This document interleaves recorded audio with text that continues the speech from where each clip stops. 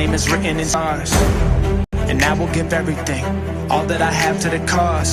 Fight against evil, run through the pain, battle it all, this is more than a game. I am a lion and I can't be tamed, it's how it was made, this ice in my veins, run through it all. No matter the odds, I will answer a call. The enemy knocks on the door. Even the greatest among us will fall, but the greatest will get back up. So I won't back down, and I won't give up, and I will act now, and I will stand up. They know that I'm here for it all. Rise up, no matter what's in my way. Rise up, I will do what it takes. I will keep on fighting. I'll rise through it all. Rise up, no matter what's in my way. Rise up, I will do what it takes. I will keep on fighting. I'll rise through it all. Rise up. Hi, I'm Sean Martin. I'm from Bruford, West Virginia. And when I'm back home in Mercer County, you will find me at my local Palmar store. We had that Golden Boot pride at Palmar. There are literally hundreds of Palmar stores in West Virginia, Kentucky, Ohio, and Pennsylvania, and even more on the way. Download the Palmar app to save even more. And whether it's food, gas, groceries, or whatever, we have you covered at Palmar. West Virginia proud, West Virginia strong, and ready to serve you. If there's not a Palmar store near you now, there will be soon.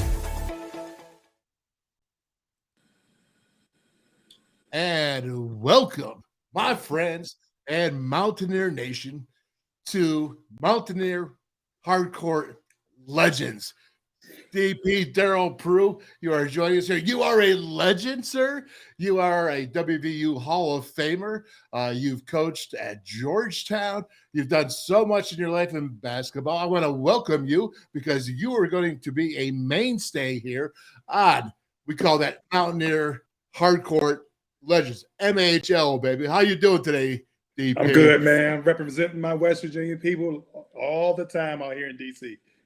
Oh, that's awesome. And, you know, we just got to thank our sponsors here really quick and talk about Palmar Stores is our title sponsor. We just love these guys. They're supporting not only the Country Roads Trust, which is also a sponsor, and they're supporting our athletes of now, but they're also supporting the alumni as in you and I. And we just want to thank them for all they do. Country Roads Trust, it's coming, man. It's coming. WVU Athletics, it's there. Country Roads Trust is going to go hand in hand, and it's going to help us in this future as this whole picture of the NIL transfer portal is getting straightened out and worked through. I know that WVU Athletics will be there, and it's got to be the Country Roads and Country Roads Trust as well. And then, of course, we have Dan Cava Toyota, shop the world. Danny Cava, my buddy there, man. And we got Artisan Grange Company. Switch the hemp just a bit.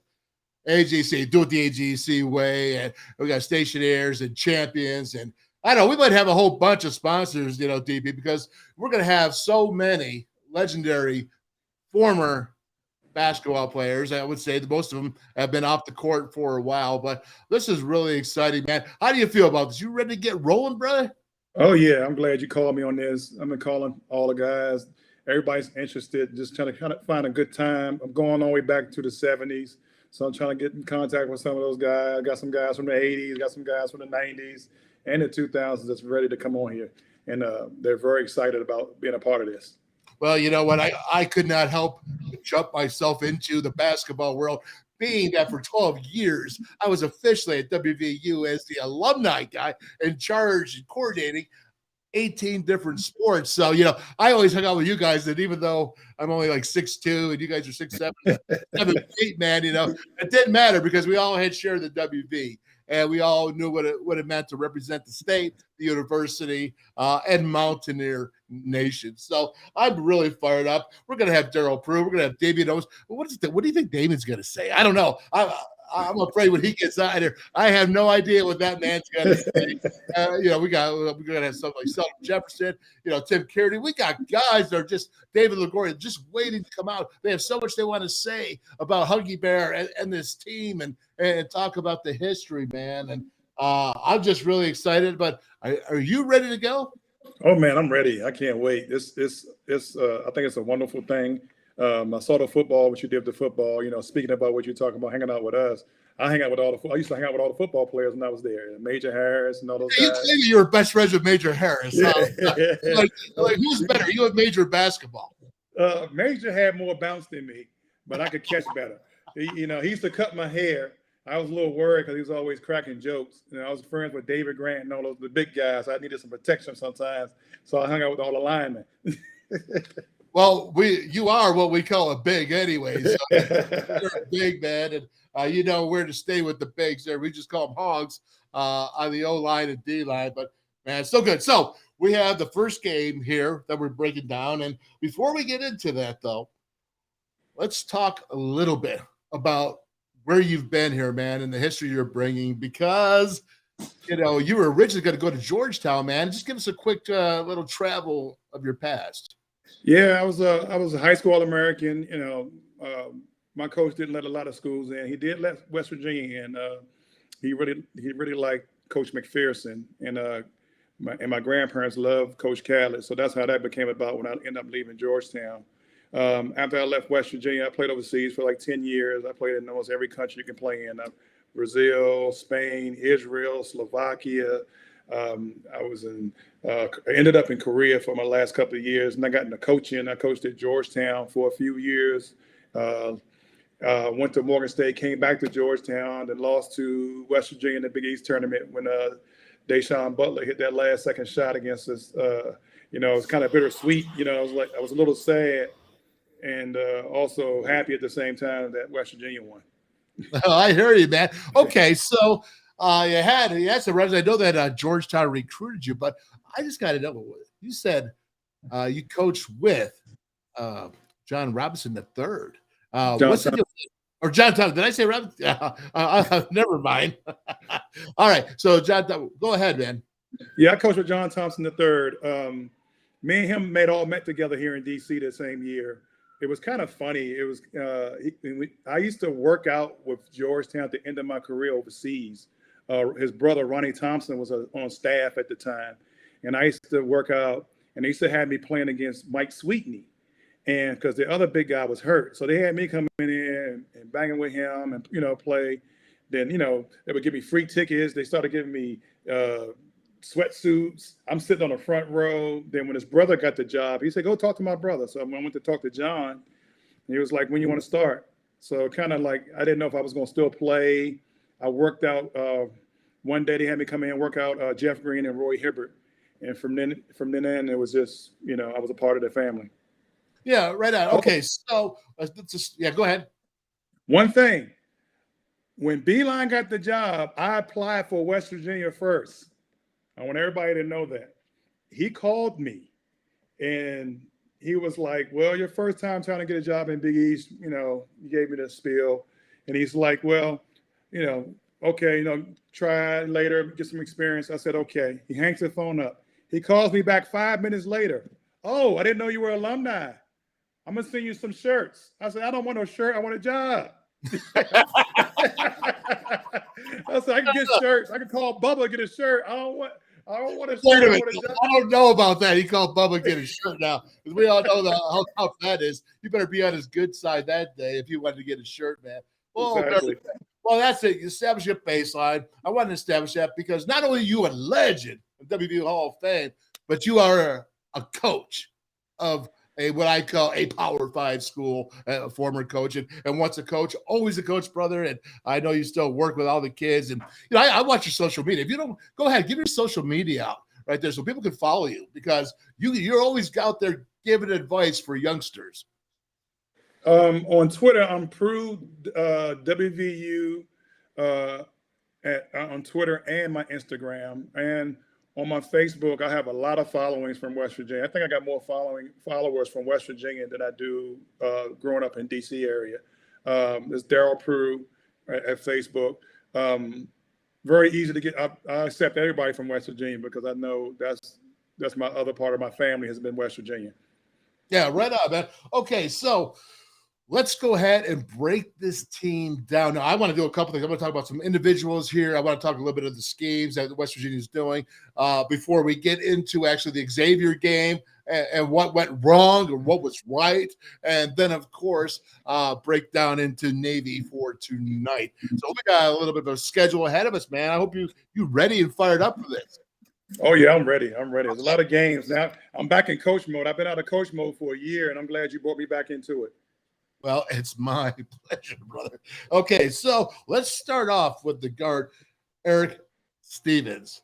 Okay, said Eric Stevenson, man. And you know, I was putting out a tweet there in the last game. I'm just like, this guy's 6'4". I love to have big guards that are 6'4" or higher. We haven't seen that really had them in the past, or at least the recent past, I should say. And I think I missed them. And it's nice to have guys with the same athletic ability that 6-footers have, but then at 6'4". He's a scorer, he's active, he's a go-getter. What's your breakdown on Stevenson, man? I watched him play, and I think I told you and I told some other guys, he reminds me of Dale Blaney. Dale Blaney wasn't as aggressive as Stevenson is, but he was long. He wasn't as strong as Stevenson, but he had the legs like Stevenson. And he could, and we know Dale can really shoot it. And if you take Dale and put Dale in that system now, that'll be Dale Blaney. If you put Stevenson back with Catlett, that'll be Dale Blaney. He's a very good player. He can get his shot off anytime he wants. He plays hard. He gives a very honest effort, with his ability. He gives an honest effort on both ends of the floor. Yeah, I was watching him, and I really thought he was active. He seems like even when he went a little colder at the end of the game, he didn't mind shooting. He just kept shooting. And I think shooters shoot, man. Whether you're hot, whether you're cold, whether you're feeling it or not, you just keep shooting until you work your way back into it. So for me, I really like him. I like the way he's athletic. He's 6'4", but he plays like he's 6 foot, and that means he's bending his knees. He's keeping everything under his leverage, and he's moving around pretty good in the court. So I think he was a great addition. And speaking of return additions, man, how about Emmett, man? And just what he's done. Now, how do you feel? Let's just get to this first of all. How do you feel about Emmett going out to there to Washington, back at home, his home now, wasn't feeling it 2 seasons ago at the end, and now he's back. Are you good with that? Yeah, I'm good. I think it's about maturity as an athlete and as a person. I think that's a long way from being from home. And I think he realized when he went out there, everything's not the grass is always not greener on the other side. And I think he matured as a player because he's a different player now. He's attacking the rim more than he used to. He's gotten a little tougher, and he know how to play a little better. So sometimes when these guys have talent, they just don't know how to play yet. And just playing is playing, but knowing how to play and doing certain things, I think has helped him a lot going away for that 1 year. It's interesting because we were having a conversation about this before, and I said, I always love when Emmett gets involved in the paint.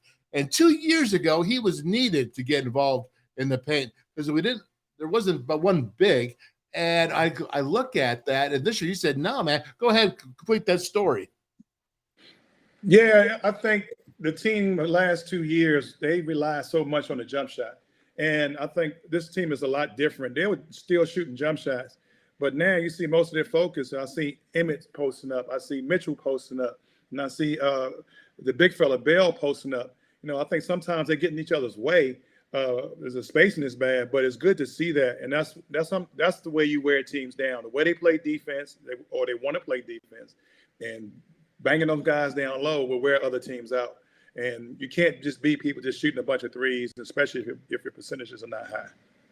No, you're right, man. And what I wanted with the show, D, is, obviously we're talking layman's terms of basketball. But when you're saying spacing, man, what are you talking about spacing? Why is that so important? You hear Bob Huggins talk about it, Larry Harrison, Ronnie Everhart. You hear him talk about the spacing because you got bigs out there. You got big bodies. Explain why that's so important, please. Yeah, so if you have a bunch of shooters around you, then nobody can help off their man and double team the post easily. And if they do, you make them pay for it. They have a little high-low action that West Virginia does when they bring Bell to the top of the key, but he's not really a shooter. So his guy can either jam him or sit in the lane and jam the pass down low. Sometimes that hurts Mitchell. When Mitchell he goes into his move and the other post is on the other side. So it's just the same thing. Like me and Chris and Ray Foster used to run into each other. So it's kind of the same way. If I shot the three more or Chris shot the three more, it'd have been a whole different game. But it's working for them now, and it's, just got to figure that part out, just the spacing. And part of that is, you got 5 new guys playing together, so they have to get used to playing with each other. It's their first year, they're seniors, they're used to playing a certain way, so they'll figure it out. Yeah. Okay. Yes or no question. Could you shoot the 3-ball? Did I? Yeah. Not at West Virginia, but I shot it as a pro. I became pretty good at it too. You know what? I I hope you have tape because I want to verify that. True story. True story. I go to Brazil. My first year as a pro. I go to Brazil, and the coach had me playing the 2. And I was chasing guys off screens. That was the hardest thing ever. Me and Ray Foster played together. So when Ray Foster got in foul trouble, I went back to play the 4. I went from the 2 to the 4. And that's when I started shooting threes. I ended up making threes that season, my first year consistently. But when someone showed me how to be a pro when I went over there, we worked on stuff here, but it's not like it is now. But coaches get out there, you shoot, somebody's rebounding for you. And I'd be in the gym by myself sometimes shooting back when I was there. Me and Chris Brooks or whatever, we'd be shooting by ourselves, and nobody took us through what we needed to do to help ourselves. They only showed us what we needed to do for the offense. Well, things are so different back then too, in the times of coaching and so many changes. But nowadays, if you want to go shoot in the gym, you got equipment managers there. You got like 10. I think Hugs always carries around 10 equipment managers to be there and hang out, man. So these guys got what they need today. They have everything they need to succeed here at WVU. And I'm looking here. Okay, so one guy else I want to break down is Joe Toussaint. He seems like he's six foot. I like him. He doesn't start, but he's playing the 3rd most minutes of the team. So that's pretty cool. What's your breakdown on him, and what's his game? He's a winner. I think he won it where he came from, so he knows how to win. He's a hard-nosed guy. He gets into the lane. He creates havoc on both offense and defense by getting the lane on offense. On defense, he's pressuring the ball. I think he plays with his hands out in front of him too much, so he gets a lot of fouls, called like ticky-tack fouls called on him. But he gets in the lane. He puts pressure on the defense. He just drives it. And in the first couple of games, he was driving, getting guys open for 3-pointers. And now guys are staying home a little bit, so now he's figuring out how to make those layups. So he does a good job on both ends of the floor. Sometimes he gets a little impatient. I just think he has to figure out offense. He don't have to go all the time. He might have to pass around a little bit, then get it back and go. But I like him as a guard. Yeah, I do too. And I thought, that he's not afraid to go into the paint. I love a guy that's 6 foot, man. And you know what? You got guys like you, 6'7" and higher, that not afraid to go in the paint and just go right at him, man. We're talking Joe Mazzulla type toughness now, right? Yeah. Not afraid to go and maybe even shoot with your offhand every once in a while. Yeah, he gives you what Javon Carter gave him a couple of years ago, and offense. So he just, Javon Carter fouled, but I don't think he fouled as much as this guy. So he got to stop playing with his hands in front of him. He does a lot of reaching. He gambles a lot. But that once he settles down and just play honest defense and stay in front of him, I think he'll have even more steals. Okay, excellent. Last thing before we move on to the next thing is strengths offensively, what Hugs is trying to do, and defensively as well. Well, offensively, they're doing what Hugs is doing in the 90s. He is pounding. You got Mitchell, when he gets going, he's going. And even with Toussaint driving, it's like that's being physical. Bell can score down there. You got Matthews that can score down there. You got Mitchell coming off the bench that can, he can hit a shot, but then I've seen him driving lately. You put a lot of pressure. I think, he's making them guys hard nosed. I remember about 6-7 years ago, he had a team that was a little like last year's team. Then he brought some new guys in, and they were tougher. You got to play to what your coach is, and this, he's always been a tough guy coach. He's been a tough guy when he played, from what I heard. So he wants guys to be like that. you don't have to fight nobody to be tough, but you just can't have one. You need a whole bunch of guys that falls in and buy in. Mm-hmm. What about the defense, man? What do you think there? Because Hugs is saying they're not tough enough for him yet. Yeah, they are gambling. I think we used to call that fake defense, when you try to go for steals instead of just standing in front of your man. It's a little tougher to stand in front of your man. And they're having trouble with this high pick and roll. What I mean is at the top of the key. And they're blowing a lot of things up and they're getting beat. And Bell does a good job of not letting the guard go across, and Bell will step up and stop him. The other centers are not doing that. So when they turn the corner, the center has to come all the way down and help. And if you got a shooter like Navy does, and he just throw it out to the shooter, but he's by himself, he's going to bang that. So, or if you have an athletic guard like Xavier, what happened to him? The guard from Xavier, he just exploited it. He was getting into the lane, he was getting fouls, dribble pull-ups. So I know they've been working on it. It just sometimes you got to mix it up. Sometimes you got to double it. Sometimes you got to go under the screen. Sometimes you got to, show and go back, show and hold. And sometimes when Bell, he shows, and when the guy goes towards half court, he's going towards half court with him, which breaks down the defense also. So once the guy starts going to half court, he should run to the basket because he's running away from the basket. So little small things like that I'm sure they're working on. It's just the guys just got to do.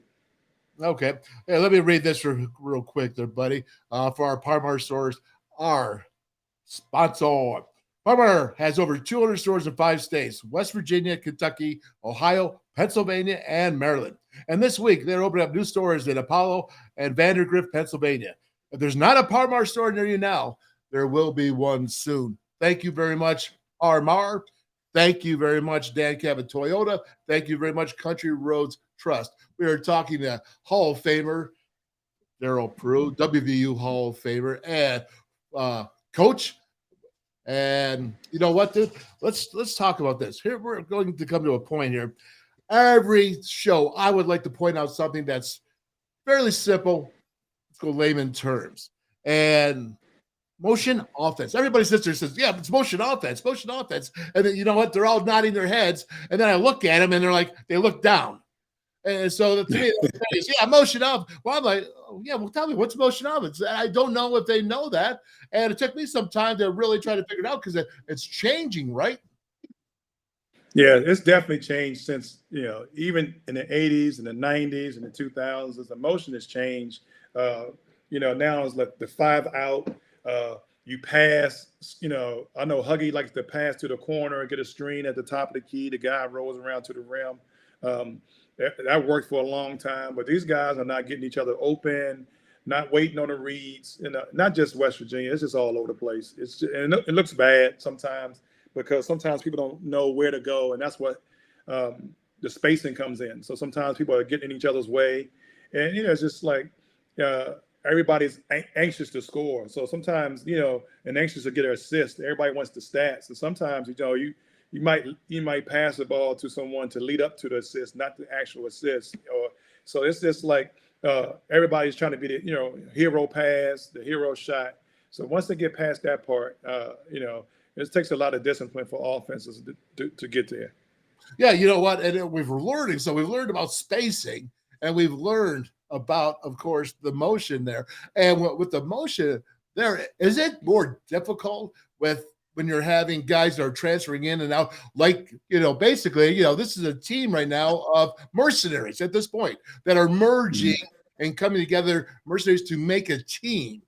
And is it more difficult because you got to know each other in motion? You got to know what you're going to do. And it's like, I know that DP is going to throw me this, pass me this ball, and then he's headed to the south part of the paint.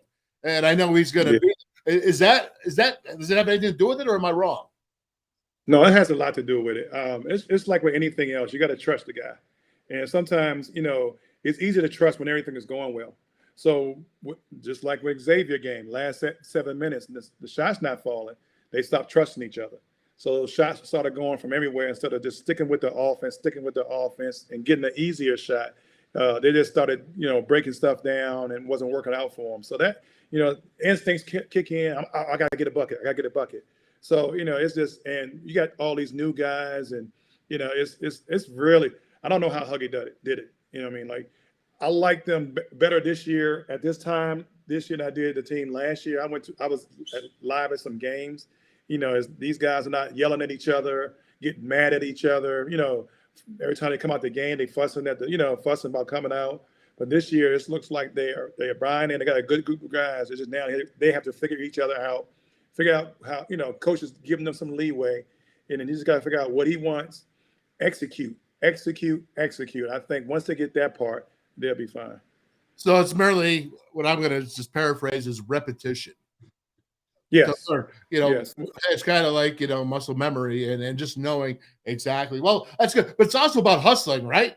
Because for the motion thing to work, you got to get to your spots and you got to keep moving. And some nights, I think in teams of the past has not always continually keeping that motor going, but I don't see that yet with these guys.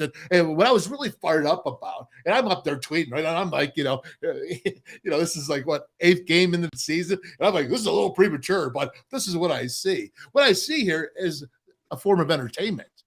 What I see here are even though they're away, the first 30 minutes, I thought they really played well together. Obviously, it helps when you're making your 3-point shots and things are going easy for you. And then, to me, as I put out there, I thought that they lost their collective focus against Xavier. Now, break Xavier down a little bit, because I don't know if people really understand. That was a full house. They don't like Coach Huggins. And I don't think, honestly, I don't believe he likes them very much. So that goes back and forth. And it's a difficult situation for a team that to go into a full house where there's a history. They're not part of that history. Number one, I bet you the Xavier guys are all fired up. I bet you they all knew that this is the Huggy Bear coming in and their opportunity, full house. That was kind of a tough place to go. And for 30 minutes, man, they were acting together as a team. And then that last 10 minutes, what happened is they started going one-on-one, and they weren't being collectively lost their focus. Break it down, brother. Yeah, that's a tough environment. You going on the road and you got to play in front of 20-something thousand. They all screaming at you, and they're a good team. Don't get it wrong. Sean Miller's a good coach. I told you before, the 2 games they lost was to a team that had a 7-footer. So they lost to Purdue, which had a good 7-footer, and you lost to Xavier, had a really good 7-footer. And this 7-footer was different from Purdue's 7-footer. He could go down low a little bit, but also he could stretch the team out. And then, I don't think Mitchell played as well. He didn't. So when you don't have one of your main guys playing well and nobody steps up, that's tough. So I think he got a little bit of foul trouble. He probably got himself out of the game mentally. But that's where the mental toughness comes in. Somebody else has to step up big time. And that didn't happen. People were trying to, but it didn't happen. Stevens was trying. Toussaint was trying. Matthews was trying. But, you got to be an extra person. You got to be yourself and someone else different when one guy is not playing as well. Why he didn't play well, we don't know. But, but he gave an honest effort. And sometimes you have games like that, especially on the road. I mean, I was telling you back when we played Rutgers, back in '89, we had that 20-something game win streak. And we played Rutgers. They should have beat us. We was down. I don't know how. We was down maybe 7 points with like 1 minute and 30 seconds left. And we just walked our way in it. But again, we were together for 2 years. That whole group that 4 of us was together for 2 years. Some of us was together 3-4 years. And we knew each other. And, we added Ray Foster, and he kind of, fell in. When you got 5 guys that really don't know each other, and it's, it still was November, first week of December. So still new. They only been practicing for a month. Practicing for a month doesn't prepare you for playing against 20,000 people. Yeah, there's no doubt.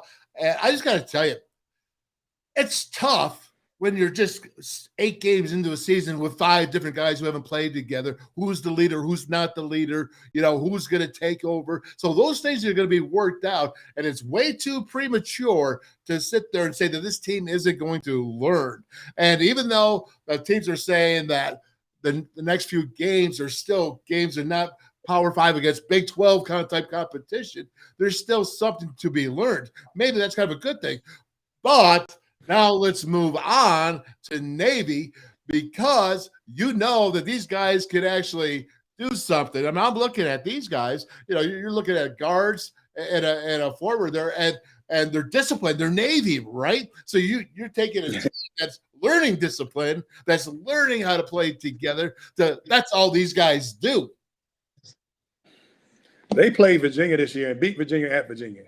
And I watched the tape and I was like, wow, these guys can shoot it. They get you off balance, and Virginia has a really good defense. Their defense is not as physical as West Virginia's defense, but they have a good help defense. And sometimes over helping got them in trouble. So they'll help. They have two guys on the ball. They'll throw it to an open guy. He knocks the shot down. And he did it the whole game. So hopefully West Virginia will be a little more physical with them, and that'll be one of the keys, to be a little bit more physical and staying one-on-one and not giving straight line drives to the basket. That's been happening a lot. I don't think these guys are as athletic as the other teams that's been beating them off the dribble.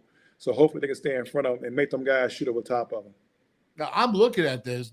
Since 2020, they're 41-17 as a team. Mm-hmm. They got three seniors, they got a junior and a sophomore. And I'm looking, and my notes are they're unselfish and steady. These guys, it's Navy, for crying out loud. If there's going to be one thing, it's going to be the emphasis of teamwork and the fact that they're averaging 10 3-pointers a game. That's 30 points a game behind the arc. That's going to help you. If you get on a roll, watch out. What do the Mountaineers specifically have to do? How do they defend against Navy when they're hitting so many 3-pointers? They're shooting 41% behind the 3-point arc. So first of all, you got to speed them up, get them out their comfortability. They are a slow team on the half court. Take away the offense and be defensive discipline. I mean, as far as awareness, sometimes on the weak side, don't overhelp, know to help and go back. You got to find. They run on the fast break or after rebounds. They run to the 3-point line. So you can't run back to the paint like most coaches tell you to do. You got to find the shooters in the 3-point line. You got to make them make plays off the dribble. A lot of them are not comfortable. They have one guard that's very good off the dribble, but the other guys are not that crafty. And what I mean by that is not just have them go straight line on the dribble. Make them change directions, not just a straight line. But you got it. The key is speed them up, make them take fast shots, locate your shooters, especially in transition, and make plays off the dribble. I was looking at that Xavier game, and I really noticed how physical the game was, and it truly was. I mean, on both sides of the ball there, and Navy. They are a team. They're all this. They're passing, right? Everything is smooth. They're going to take your shots, move you around. You're going to try to do what you just said about, hurrying them up, making them feel uncomfortable. But at the same time, man, how much physicality does the Mountaineers have to do offensively? Do they got to go live in the paint? Well, they're going to try to, but I think Navy will play a 2-3 zone to try to counter that because they don't have the size that West Virginia has. So even playing against the zone, they still have to get it inside and try to beat them up. And I think the forwards got to come in there and rebound too, because if they're not slashing and getting offensive rebounds, you just can't rely on a big guy Bell to be the only one getting offensive rebounds. Somebody got to do some winning plays. That's a winning play. Diving on the floor is a winning play, and getting offensive rebound, getting them cheap points. The points that's not going to be on the highlights and ESPN. And I think that's key. You wear them out, because you get an offensive rebound, a guy gonna foul you if you go back up. So it's not, they're not gonna let you get an easy layup. So that wears them out, and they go to their bench, and they don't have a deep bench, so that helps the West Virginia. And again, I'm thinking what really went wrong at Xavier is they started playing by themselves to individually, their own game and not collectively as a unit. But what did that lead to? That led to the turnovers, man. And again, I think it's kind of like it was a rattlesnake and just bit him right in the arse. Right there, those turnovers. Coach Darryl Prue, how do you stop teams from the turnover? And that's a tough one. That's kind of impossible. But you got to settle the team down. I think the physicality kind of surprised them. I didn't think they thought Xavier was going to be that physical, which is good now because when they play in January and February against the Big 12 teams, they're going to be physical. They're going to figure it out. They're going to be athletic. So it was good this time of year. You got to play some games where you got to figure things out, get your team together. You got to challenge yourself like with a Xavier or Purdue to see where you are, because all that's going to do, you want games in the beginning to help you later.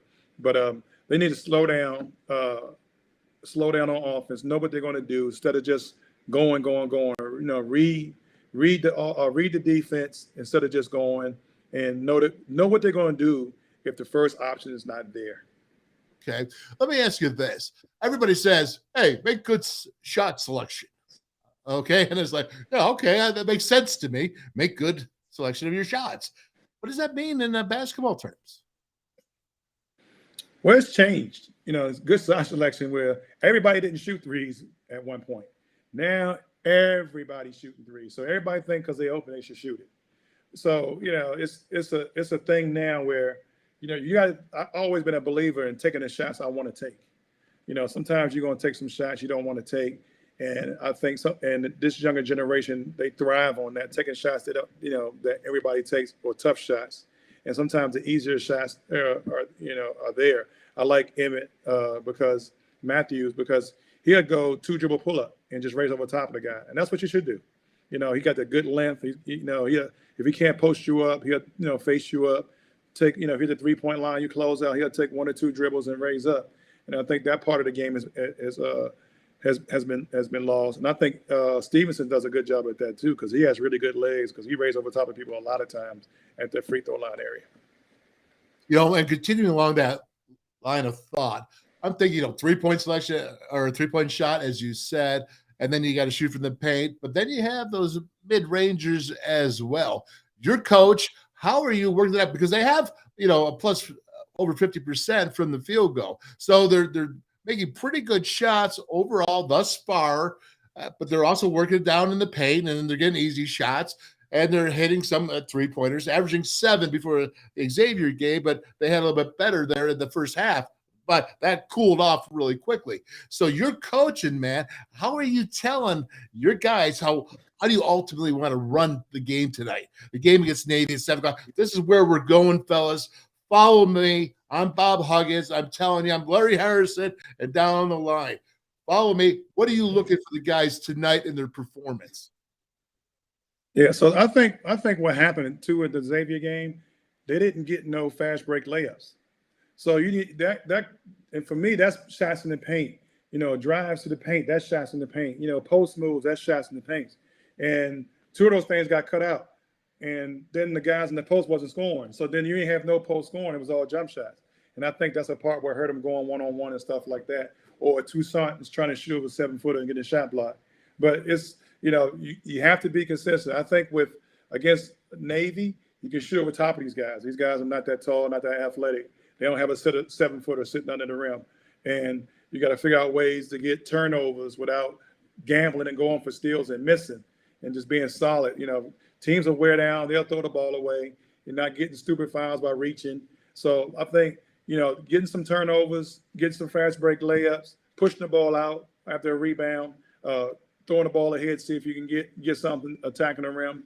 But, you got to mix it up. You just can't say, okay, a half court, this is what we want, because, the game changes and, you can't get it the first time, you try it the second time. I think a lot of these offenses don't have second and third options, or the kids won't do it, the second and third option. They go for the first option, shot. First option, shot. They never get to the second and third option. Yeah, now what do you see, like, teams are going to pass out a trade? I'm looking at this. These are all guards and one big. You think they're going to double down low when they shoot the ball down the trade? You think they're going to double them? Navy? Yeah. Navy, yes. That's what they do. They double bigs. They double anybody in the post. So they'll run somebody at them from the other side. Sometimes they come below and run the other side. So he has to find the open shooters, even if it's a 15-foot shot. I think guys got to cut. Guys are not cutting to get open shots. So they got to do a lot of different ways. You just because the guy's getting double, you don't have to shoot a three. I think that's where the misconception of basketball is. Go, oh, my man double you, I'm gonna shoot a three. Sometimes your man double, you just cut to the basket right behind him, and it's an easy layup. So I think that part of basketball has been forgotten. But I think them doing that, having older guys will help. They will see it. I think Emmett does a good job of cutting sometimes behind the guy when his man doubles. So it's just guys just can't stand and watch on offense too. Yeah, because you know what I like? I just like Emmett getting big, man. I mean, like when I asked you beforehand at the beginning, like, hey, does that bother you that he left? I got no issues, man. He was never an issue there. If you're going through life or whatever, man, sometimes it takes a different course. But if it brings you back here, man, I want to see him get big. And I know what you're telling me about spacing, but if he can find an avenue to the hoop, man, to the basket, he can go gorilla. I'm telling you, man, he can go monster. You know what I'm saying? And that's what makes it exciting. And so, let's cut this down. Navy, game tonight, 7 o'clock at the Coliseum. What does the Mountaineers overall have to do to win the game this evening? They got to execute. They have to box out. They have to take good shots. Don't sleep on Navy going to the offensive boards. They got guys that run in there and get offensive rebounds while being occupied with everything else. You gotta slow down their offense. You gotta make it hard for them. Every shot has to be contested. Don't give no free shots. Pressure the ball, without losing your man. So they gotta play the game of basketball. That's all the things we're saying. They have to play the game of basketball. Against their zone, they have to take good shots. Make shots. Just like in anything else. They missed a lot of shots against Xavier. They can't afford to miss shots against this team. Even when they're up 10, the game is not over. There's only take 3 shots to get back in for them. And I've seen them do it. They'll go up, they'll go down, they go up, but they play the same way the whole time. They don't panic. And West Virginia should not panic if they go down. Sometimes you can two-piece, two, and get yourself back in the game. Don't worry about, going for the home run for threes all the time. Sometimes just getting twos. Because I had to ask a question. I was like, is the defense bad or they're just staying home on the shooters and guys just getting layups? Well, the defense is bad because guys are just driving by guys getting layups. Then they got to trust each other. Nobody's helping. Like, the defense awareness what I was talking about earlier. You got to help rotate. And that's one thing this team is not doing. They playing sometimes this team against not what they're doing, what happened in the last game against Xavier. And sometimes they're playing defense after the fact. So after the fact means your man get the ball. Now you're in defensive position. It's too late because now if he pump fakes, you jumping. So if you're already down, ready to play, his man catch the ball, you put a hand up. And if he drives, you're already in defensive position. So they're getting caught off balance. They're caught playing defense after the fact. They're shooting bad shots, not executing. So they clean all that stuff up. And I'm sure they had some time the last couple of days to do all that and watch some film. And they probably saw some of the things we're talking about. And hopefully, the coaches only can say so much. The guys got to eventually do it. All right, DP. Darryl Prue, WVU Hall of Famer. Last thing, give me a good story, Mountaineer story. Give me something I can be proud of, something I can eat, some raw meat. Let me bite into it, man. You got me a story? Let me see. You surprised me on this one. So I did. So because I love big stories and I love my steaks. And I want my steaks, but I also want my mashed potatoes and gravy, man. So I want to see what you can do here on the spot and bring it in with it going down. Tell me a good story. So before that season, my senior year, I told Herbie Brooks we're gonna break that record. That was 21, and I think it was 21 in a row with Lester on them. I looked at the schedule. I said, we're going to break this record. So I had us winning all the way through to probably the Temple, just like it happened. I didn't expect those first 3 games to go that way. And I told a reporter, he didn't believe me. I told a reporter, it might have been Mitch Vingle. I told him, he did an article on me. I told him, I was like, look, I said, we're going to beat that record. He was like, yeah, get out of here. I'm like, I'm telling you, we're going to beat that record. And, we played some really good teams. We beat Maryland at Maryland, Pitt at Pitt early in the year. That gave us a lot of confidence. We beat Maryland. They had some, both those teams had a bunch of NBA players. We would go down to North Carolina, Charlotte, and we played better on the road than we did at home in most times. And I don't know why. Maybe because we were experienced and didn't bother us no more. So one game, I think I told you, we played in my junior year. We played Penn State. We lost to them. I don't know how we lost to them. And it was a snowstorm, and we come back in the snowstorm, and it was the bumpiest ride ever. The bumpiest ride ever. We fly. It's like a piece of paper falling down on the ground. And at one time, the plane went boom, and the plane went and I was sitting next to Jack Fleming, and it knocked me out of my seat. I was on Jack Fleming's lap. After that game, we bust to Olean, New York, Buffalo, New York, because Coach Cali was not getting on no planes after that.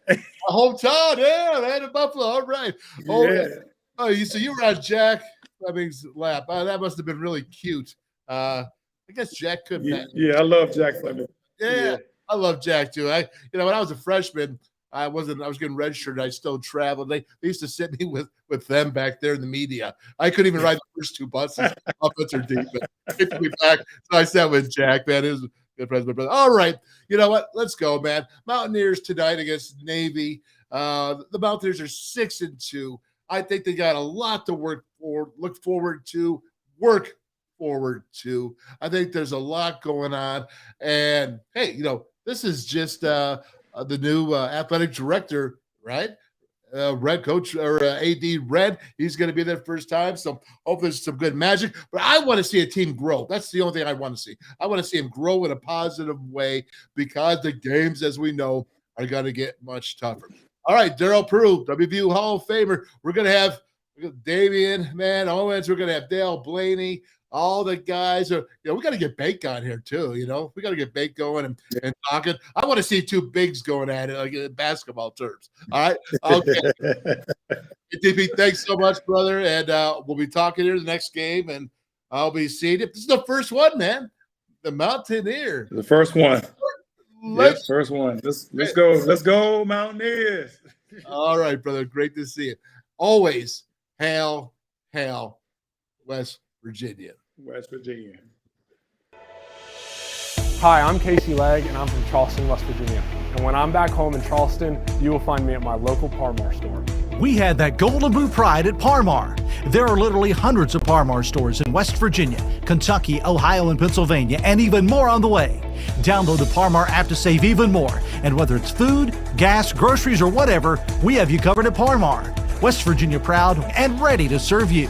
If there's not a Parmar store near you now, there will be soon. Where do the true gold and blue faithful go for the best in beer, burgers, pizza, wings, and more? It's the Mountaineer Tap House on the Evansdale campus. Mountaineer Tap House features well over 40 craft beers on tap, plus the best appetizers, salads, burgers, wings, pizza, and tacos the University City has to offer. Enjoy their exclusive craft cocktails too. Dine on the balcony or chill out inside with walls and walls of TVs. Follow Mountaineer Tap House on social media. Mountaineer Tap House, second floor above the Parmar store on the Evansdale campus.